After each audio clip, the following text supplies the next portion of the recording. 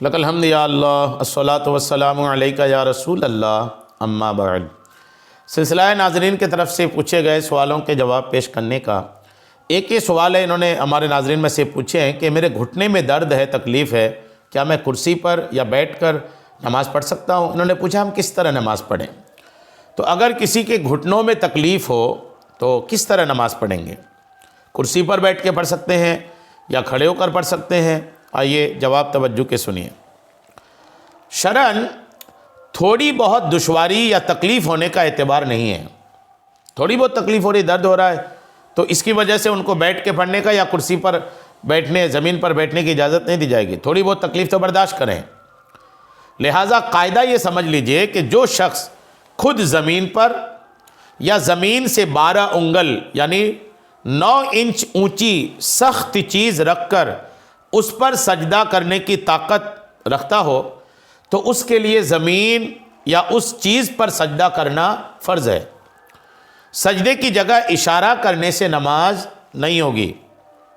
اور جن نمازوں میں قیام فرض ہے، یعنی فرض، واجب اور سنت فجر، ان میں قیام پر قدرت ہوتے ہوئے قیام بھی فرض ہے، فرض رہے گا، بیٹھ کر نماز پڑھی تو نہ ہوگی۔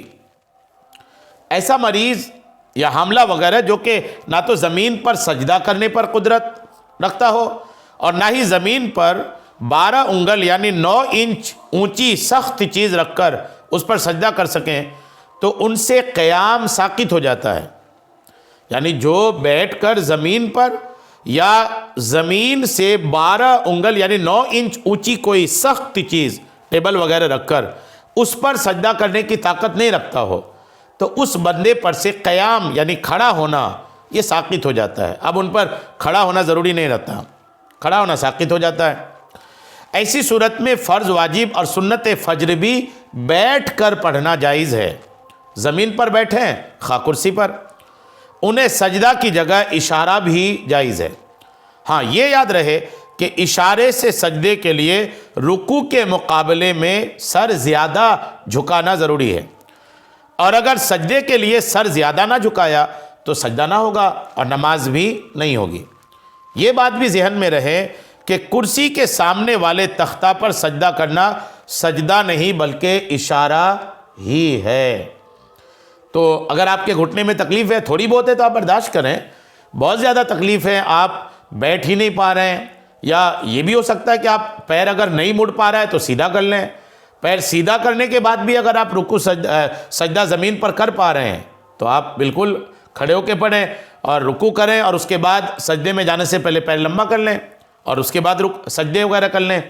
لیکن اگر اس صورت میں بھی آپ کو نہیں بن پا رہا ہے، آپ کے بہت زیادہ تکلیف ہیں، برداشت نہیں ہو پا رہا ہے، اور آپ زمین پر بھی سجدہ نہیں کر پا رہے ہیں اور 9 انچ اونچی کوئی سخت چیز کر کے اس پر بھی سجدہ نہیں کر پا رہے ہیں، تو آپ پر سے قیام ساقط ہے۔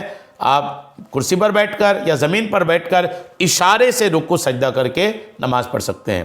امید ہے بات آپ کو سمجھ میں آ گئی ہوگی۔ اللہ کریم ہم سب کو شریعت کے تمام مسائل سیکھنے، سمجھنے اور اس پر عمل کی توفیق عطا فرمائے۔ آمین بجاہ النبی الامین صلی اللہ تعالی علیہ وسلم۔